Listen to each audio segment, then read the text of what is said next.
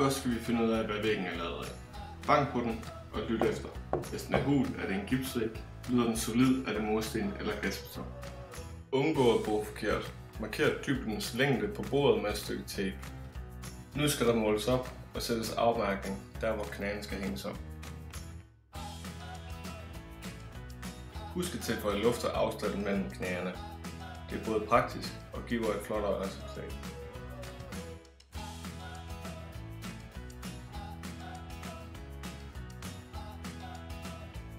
Inden du skal til at bore, så sikre dig, at du borer lige og tager dig god tid om det.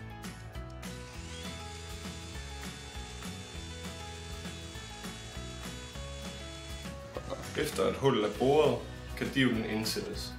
Divlen skal presses helt ind, så overfladen er glat. Denne knage kommer med et ophæng, som skrues fast til væggen.